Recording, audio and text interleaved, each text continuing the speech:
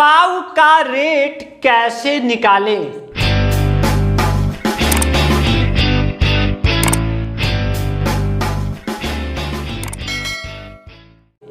जी हाँ फ्रेंड्स, आज के इस वीडियो में हम लोग पाव का रेट निकालना सीखेंगे।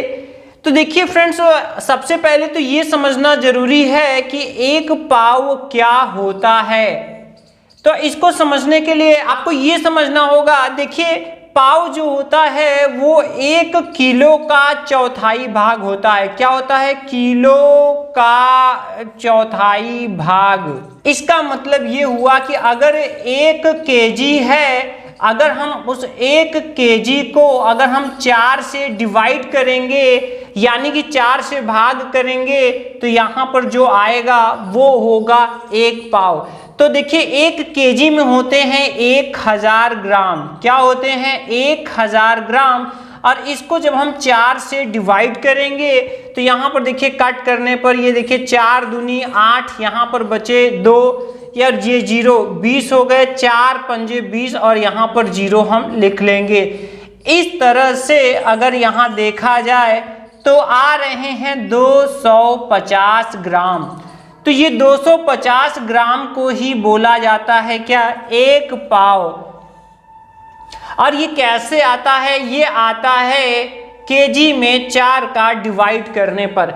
जैसा कि मान लेते हैं कि कोई वस्तु है जिसके 1 केजी का प्राइस कितना है।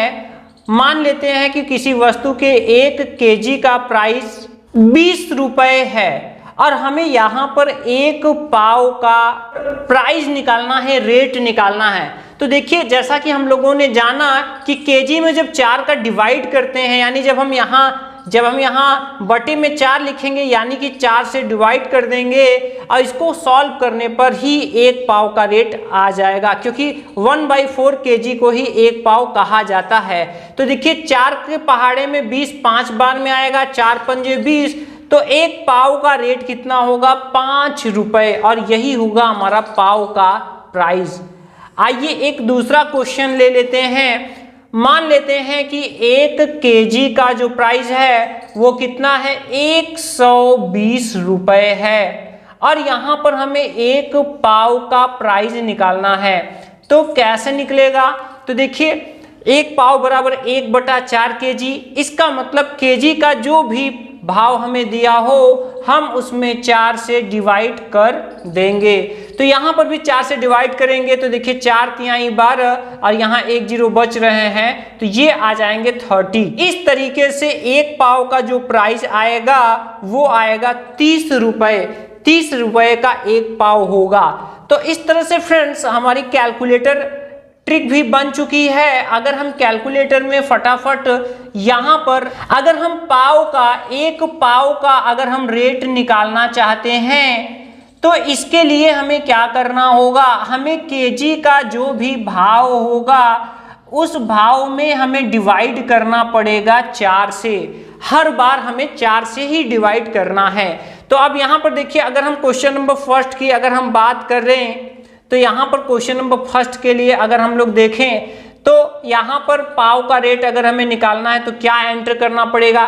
केजी का भाव कितना था? 20 रुपीज। तो हम कैलकुलेटर में 20 एंटर करेंगे, डिवाइड लगा करके जैसे ही हम यहाँ 4 एंटर करेंगे, आपका जो भी आएगा यानी कि 5, उतने रुपए होंगे पाव का रेट। अगर हम बात करें दूसरे क्वेश्चन के लिए, तो दूसरे क्वेश्चन के लिए जो केजी का भाव था वो था 120 रुपए और यहाँ पर जब हम 4 से डिवाइड करेंगे तो ये आएगा 30, जो कि रुपए में होगा पाव का रेट। यही चीज फ्रेंड्स कभी कभी दशमलव में भी आ सकता है। जैसे कि मान लेते हैं कि केजी का रेट अगर केजी का रेट है 1 केजी, मान लेते हैं चीनी का रेट ही है 45 रुपए और यहाँ हमें 1 पाव चीनी लेना है। ठीक है, तो 1 पाव कितने का होगा? अगर हम इस क्वेश्चन को करना चाहते हैं तो कैलकुलेटर में हमें क्या एंट्री करना पड़ेगा? 45, जो कि केजी का प्राइस है। इसके बाद हम डिवाइड लगाएंगे और यहाँ पर 4 एंटर करेंगे। हर बार हमें 4 ही एंटर करना है, क्योंकि चौथाई भाग जो होता है किलो का वही एक पाव कहा जाता है। तो यहाँ जैसे ही 4 एंटर करेंगे यहाँ पर ये आ जाएगा 11.25 रुपए।